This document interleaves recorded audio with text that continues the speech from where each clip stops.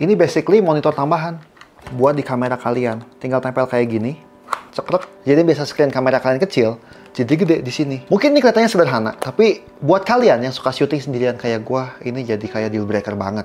Oke, langsung aja. Gua pengen nunjukin gimana alat ini tuh bisa segitu bergunanya buat gua. Ini tuh monitor dari Portkey yang seri PL5.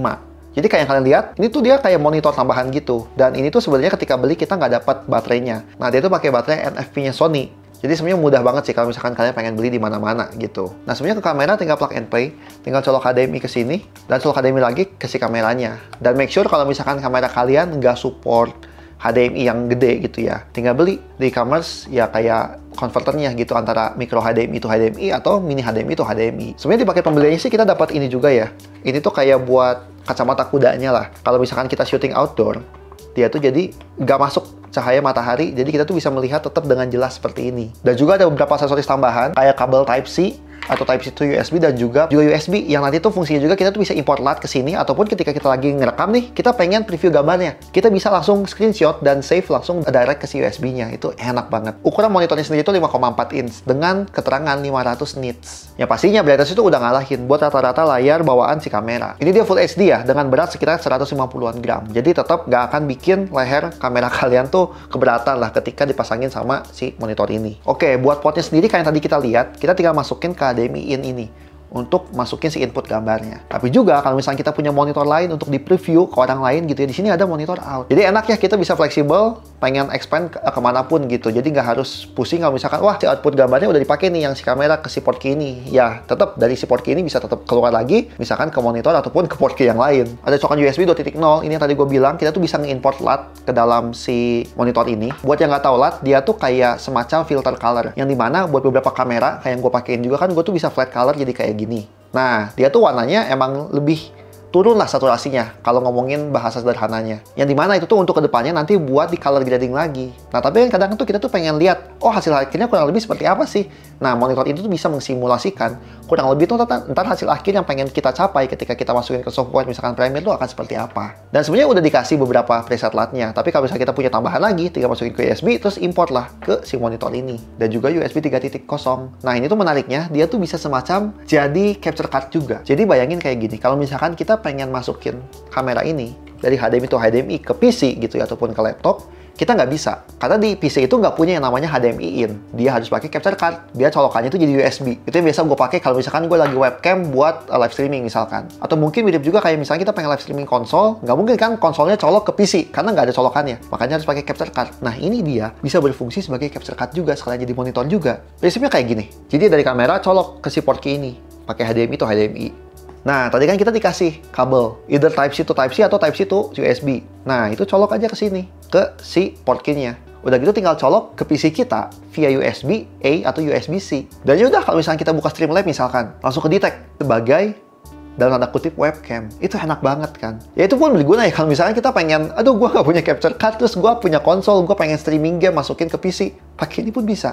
Again, ini bukan buat main game, bukan buat nge-capture game, tapi mungkin salah satu tujuannya adalah buat kita live streaming di kamera sih sebenarnya. Ketika kita nggak punya capture card, terus kita pengen live streamingnya jauh lebih bagus daripada pakai webcam biasa, dan kita pengen pakai kamera profesional kayak gini, ya lewat sini bisa. Sekaligus kita bisa monitor juga. Oke ya, kebayang ya. Dan kalau kalian lihat, dia tuh ada screw di bagian bawah sama di bagian kanan. Ini bikin dia fleksibel gitu ya. Misalkan kita pengen tempatin dia sebagai vertical monitor atau sebagai landscape monitor, itu bisa. Yang tinggal dipasangin pakai mount yang emang udah dikasih di paket pembeliannya. Kayak gini, tinggal di screw aja ke kamera kita. Nah, buat mengoperasikan dia tuh semuanya touchscreen ya. Jadi kalian bisa lihat touchscreen-nya cukup intuitif, enak. Dan menunya pun simple. Ya, yang basic misalkan kita gede kecilin brightness gitu kan, dan dia juga bisa ngatur kontrasnya. Tapi di sini tuh yang harus diingat adalah ini adalah layar yang kita lihat saat itu, bukan hasil rekaman akhirnya. Jadi hati-hati buat kita yang baru pertama kali pakai ginian, jangan keasikan nyeting-nyeting di sini sampai gambarnya bagus, terus ntar pas lihat hasil rekamannya kok burik.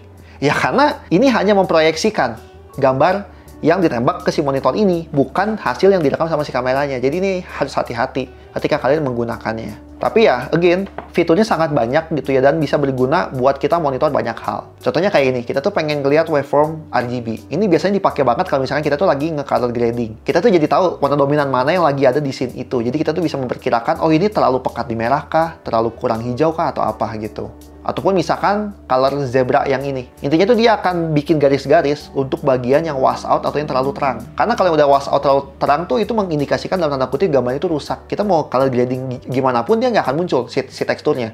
Dia akan tetap putih aja. Dan si monitor ini ngebantu kita gitu buat tahu, oh ini ternyata udah terlalu terang, walaupun mungkin mata kita nggak bisa nangkep. Terus pastinya ada grid tambah-tambahan gitu ya buat kita ngelihat komposisi gambarnya. Dan juga yang tadi color LUT yang tadi gue sempat singgung.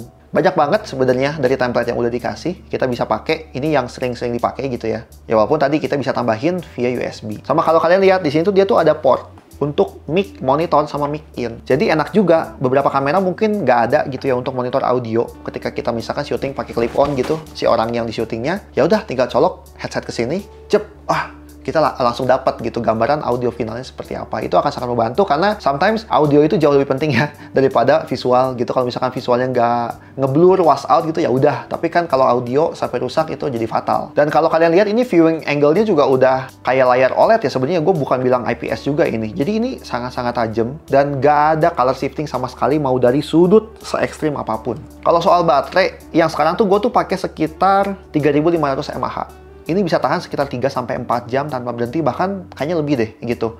Jadi sebenarnya awet banget ya. Untuk baterai kalian cukup bawa 3500 mAh aja udah bertahan sekitar 4 jam untuk syuting, dan itu nonstop ya. Yang 4 jam itu tuh kalau misalnya kalian nggak nonstop ya akan lebih lama lagi, baterainya nggak habis-habis. Nah ini contoh sebenarnya gambar yang misalkan kita live screenshot ketika kita lagi colok USB. Ya ini mungkin kepake nggak kepake, tapi sometimes emang kepake untuk review ke klien misalkan gitu ya. Karena gue pernah melakukan itu dan gue harus pindahin dulu ke laptop. Kalau ini nggak usah, kita langsung cek USB, ya udah tinggal USB-nya yang dilepas dan kamera tetap bisa beroperasi dengan baik. Dan ini beberapa use case yang sangat berguna ya. Jadi gue tuh pakai kabel HDMI yang jauh lebih panjang dan gue monitor ketika gue jauh seperti ini. Gue bisa ngelihat, oh kurang lebih nih fokus apa enggak. Kayak pas kemarin nih gue bikin konten brewek gitu ya, Pokemon. Nah di depan sini tuh ada monitor gue gitu. Jadi gue ngelihatnya nggak harus ngeliat ke atas gitu ya, takut misalkan si videonya nggak fokus atau apa, gue tetap bisa ngelihat gitu. Walaupun kamera gue di atas, oh ini kayak gini gitu. Dan itu sangat-sangat enak. Ataupun ya syuting seperti ini, kameranya jaraknya sekitar 2 meter di depan gue. Dan kalau misalkan pakai monitor bawahnya emang terlalu kecil buat gue lihat. Kalau pakai ini gue masih bisa lihat. Setidaknya gue mantau lah apakah dia tetap nge-record, apakah audionya ke-record gitu ya, ataupun posisi guanya terlalu geser. Mungkin ini barang yang cukup niche ya buat kalian yang emang pengen step up buat bikin konten jauh lebih serius lagi. Tapi mungkin bisa jadi bahan pertimbangan gitu ya suatu saat. Gue pun dulu nggak pakai, dan mungkin beberapa kondisi gue agak kesulitan karena layar bawaannya kecil gitu ya. Ketika pakai ini nice banget, enak banget, bikin kita lebih pede. Dan juga ketika syuting gitu ya di luar, ada tuh udah sampai rumah editing ternyata ngeblur, dan itu fatal banget. Gue beberapa kali kejadian ya dengan kayak gini, setidaknya bisa diminimalisir. Dan ya tadi sih advantage terbesar buat gue adalah ketika gue syuting sendiri. Gue bisa monitor jauh lebih mudah lah setidaknya. Jadi penasaran, barangnya ada di deskripsi. Silahkan tulis pendapat kalian, apakah barang ini menarik buat kalian atau enggak, atau kalian pengen ada fitur apa sih, atau mungkin hal yang mungkin belum sempat gue bahas di sini. Itu aja dari gue. Semua bermanfaat. Nuhun.